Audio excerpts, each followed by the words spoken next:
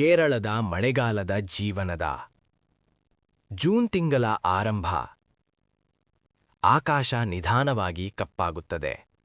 ಅರಬ್ಬಿ ಸಮುದ್ರದ ಕಡೆಯಿಂದ ಗಾಳಿ ತೀವ್ರವಾಗುತ್ತದೆ. ಮೊದಲ ಮಳೆಯ ಹನಿಗಳು ಭೂಮಿಗೆ ತಾಕುವಾಗ ಮಣ್ಣಿನ ಸುಗಂಧ ಗಾಳಿಯಲ್ಲಿ ಹರಡುತ್ತದೆ. ಜನರು ಮನೆ ಹೊರಗೆ ಬಂದು ಮಳೆಯನ್ನು ಸ್ವಾಗತಿಸುತ್ತಾರೆ. ಮಕ್ಕಳು ಸಂತೋಷದಿಂದ ಕೂಗಿ ಮಳೆಯಲ್ಲಿ ಆಡುತ್ತಾರೆ. ಮಳೆ ಬಂದರೂ ಜೀವನ ನಿಲ್ಲುವುದಿಲ್ಲ. ಎಲ್ಲರೂ ಕೈಯಲ್ಲಿ ಛತ್ರಿ ಹಿಡಿದು ನಡೆಯುತ್ತಾರೆ. ರಸ್ತೆಗಳು ಸದಾ ತೇವವಾಗಿರುತ್ತವೆ. ಚಹಾ ಅಂಗಡಿಗಳು ಜನರಿಂದ ತುಂಬಿರುತ್ತವೆ. ಮಕ್ಕಳು ಮಳೆಯಲ್ಲೇ ಶಾಲೆಗೆ ಹೋಗುತ್ತಾರೆ. ಮನೆ ಒಳಗೆ ಮಳೆ ಬಿದ್ದ ಶಬ್ದ ಒಂದು ಸಂಗೀತದಂತೆ ಕೇಳಿಸುತ್ತದೆ.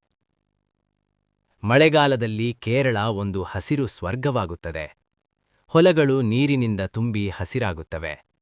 ಜಲಪಾತಗಳು ಉಗ್ರವಾಗಿ ಹರಿಯುತ್ತವೆ. ಮಣ್ಣು, ಮರಗಳು, ಬೆಟ್ಟಗಳು.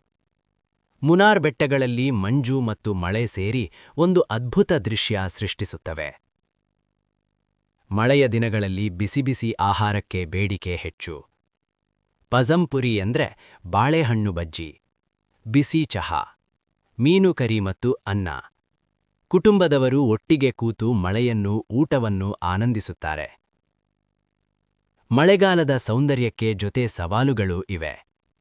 ಪ್ರವಾಹಗಳು, ಗುಡ್ಡ ಪ್ರದೇಶಗಳಲ್ಲಿ ಭೂಕುಸಿತ, ವಾಹನ ಸಂಚಾರ ಸಮಸ್ಯೆಗಳು, ರೋಗಗಳ ಹೆಚ್ಚಳ.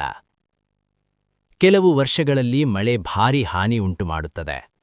ಮಳೆ ಕೇರಳದ ಜನರಿಗೆ ಒಂದು ಭಾವನೆ.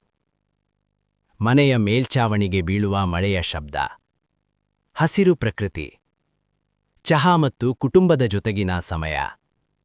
ಇವುಗಳೆಲ್ಲ ಸೇರಿ ಮಳೆಗಾಲದ ಜೀವನವನ್ನು ವಿಶೇಷವಾಗುತ್ತದೆ.